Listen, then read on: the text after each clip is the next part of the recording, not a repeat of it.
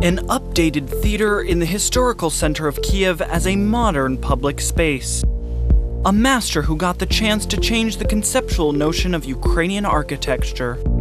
How did the creative decision regarding one building incite a discussion that Ukraine has been waiting for more than 20 years?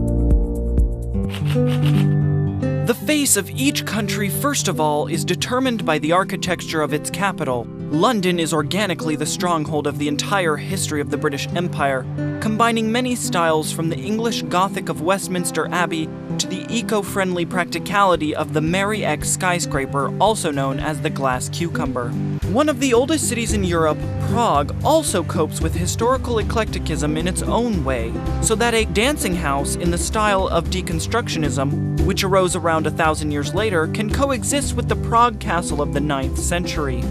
Not all conceptual renovation of old cities is done to attract tourists, but for practical reasons. After all, the needs of city residents change over time, both in the domestic and cultural sense. However, this requires a clear understanding of where to move, what is considered an acceptable architectural style right now, and whether modern-day people are ready to experiment and get rid of their stereotypes. Kiev, at the beginning of the 21st century, is also eclectic. First of all, due to the stormy historical changes over the last 100 years, but for various reasons, primarily social, the visual aesthetics of buildings concerned Ukrainians less than their purpose. Everything changed at the end of 2016.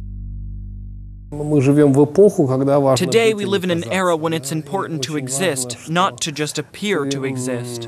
And it is very important that you achieve this maximum effect in a very simple way, using a simple tool. And this so-called aesthetics of simplicity is precisely aesthetics. Oleh Drozdov is one of the architects who became a philosopher. He does not just design buildings on order according to the needs of today.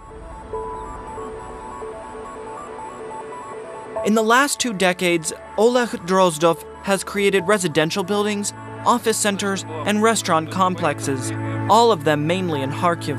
One of the questions that the architect hates most of all is, in what style do you work? You can call it whatever you like. Maybe artistic pragmatism, or maybe some kind of idealistic functionality, I don't know. I'm not going to invent it right now. As a rule, every architect does what they feel and have their own specific manner of achieving this feeling. How did the only building that Oleh Drozdov designed for Kiev become his main work? Why did it provoke a scandal, and what should the outer appearance of a modern Ukrainian theater be? Andrievsky Descent is perhaps the most famous Kiev street after Khreshchatyk.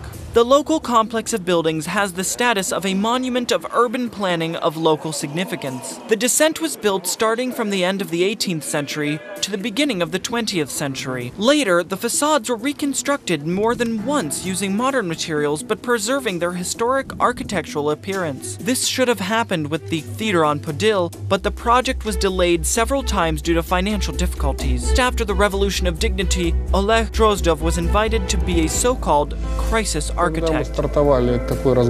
When we started, Ukraine was in the midst of a heated war in the east. There stood a building that was designed in the 1990s. Then it was built in the 2000s. There already appeared a golden dome, a copper finishing, some foamy stucco, and something else.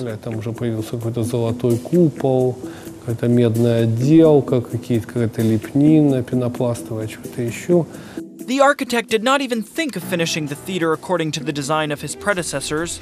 In record time, 1.5 years, Oleh Drozdov and his bureau drafted a completely new design, and the builders fulfilled it. The main idea was to create a modern public space instead of building a pseudo-historical appearance, which any theater of the 21st century should have. To combine this with a pseudo-historical image would be criminal from the point of view of aesthetics. Oleh Drozdov is convinced of this. But it turned out that some residents of Kiev expected exactly such a decision.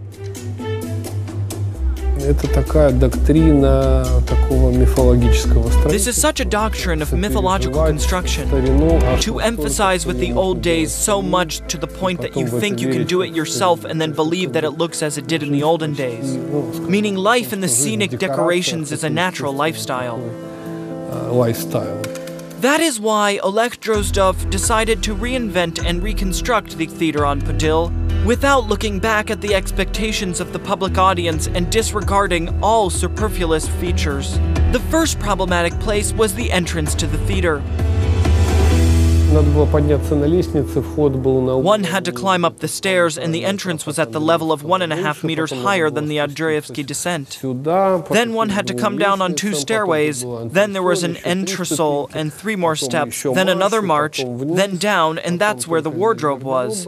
Well, we decided to scrap this and clean up. The new entrance to the theater is below the street level, and in the hall there are undecorated concrete columns supporting the ceiling with many lighting devices. Oleh Drozdov said that he refused from the usual lush finishes that would turn the theater into a decoration. According to this idea, in the hall freed from unnecessary elements, it is possible to hold exhibitions, presentations, and other public actions in the spirit of a modern cultural center. The space was further increased by a mirror wall. On each side of the entrance, there is a wardrobe with a storage chamber, as well as a technological cashier desk with a built-in touchscreen on which a viewer can choose a seat in the hall. The toilet is co-ed and is also designed for the disabled. Drozdov emphasizes that the hall should work all day, almost around the clock. This is a revolutionary change for Ukrainian theaters, which the viewing audience usually visited only to watch the performances.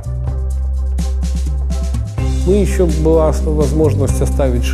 was also the opportunity to leave wide ladders so that there would be an area which people can stop and chat, though it would not obstruct the flow of people going up and down. This elevator, in fact, is especially designed for elderly people so that they can rise to all levels of the theater. The architect tried to fill every square meter, keeping all the benefits and conveniences for theater visitors in mind. The hall holds a maximum 253 people, while the small area did not prevent creating balconies with 50 seats. Tickets here are always cheaper than elsewhere. On the downside, the size of the stalls is rather unstable. It is such a traditionally small theater with a stage that allows for somewhat extending it a bit deeper, because some of the seats are removable and can be installed a bit deeper. This allows for the viewing audience to be more involved in the theatrical process of a given performance.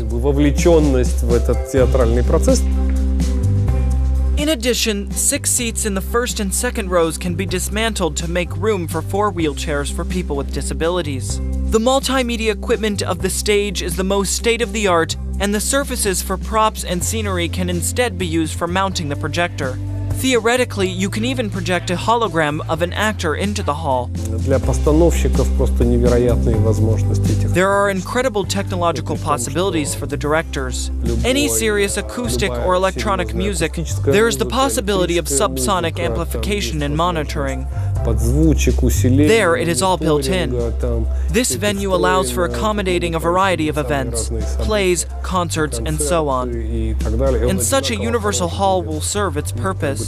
In my opinion, I think it's very important that the theater function and is open to the public 24 hours a day. The dressing rooms in the renovated theater are common. That is, there are no separate rooms for the stars. That was the only way to make high-grade places for all the actors. The illumination of the mirrors is the same as the light in the hall. That is, you can immediately see how the image will look on the stage. The work was mainly with the theatrical collective, specifically with the decorators and of course with the director. This is directly connected with high-tech equipment and certain different software programs. The theater itself reinvented the tasks, and there were quite a large number of different versions. The vital decision was left for the architect and was given to him after long contemplation. Drozdov confesses, if he had worked on the building from scratch, he would have done everything quite differently. However, it was impossible to change the spatial parameters of the theater and its proportions in favor of minimalism to preserve the appeal of Andreevsky descent in the historical context. In short, the architect chose the most amiable variant to mix the past and the present. The charm of Andreevsky descent, especially here in this fragment, is the stair structure of small merchant buildings. Actually, we want to make a brick part that would emphasize this rhythm and make the other part more technological. That is, to make one like a contact zone and to make one like a background to the picturesque verdant slope of the natural greenery. The first pictures of the reconstructed theater on Podil in the fall of 2016 incited a storm of indignation on Ukrainian social networks. The architect was attacked with criticism that he simply put a black box on the historical Andreevsky descent. Part of this was due to the fact that the facade of the building, with the brick part, was not open to the public at once, partially due to mistakes in the theater's PR strategy in preparation of the grand opening. The new building caught people of Kiev unaware, and the internally functional design was still invisible. Every institution, especially a public one, should be represented with much more publicity.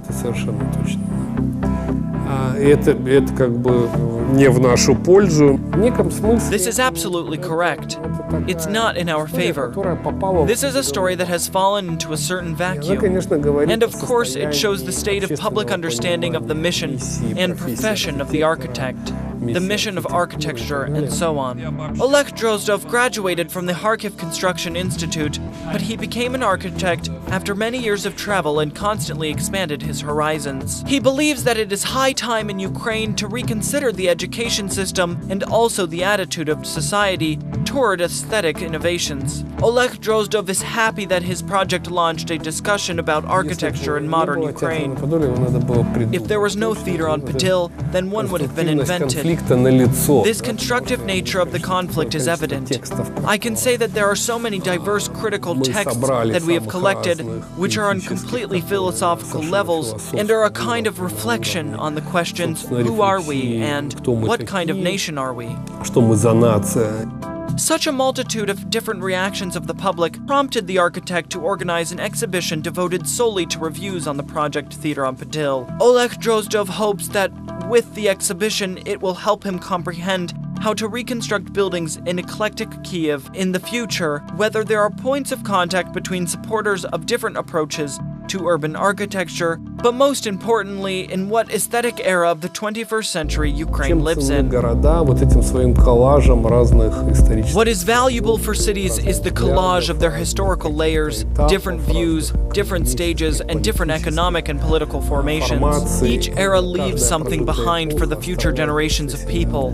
We have our own era and live in our own world. This era is not like all previous ones. It is constantly changing and is extremely dynamic. Our values are completely different. In the end, the idea remains intact, to be, not to appear to be.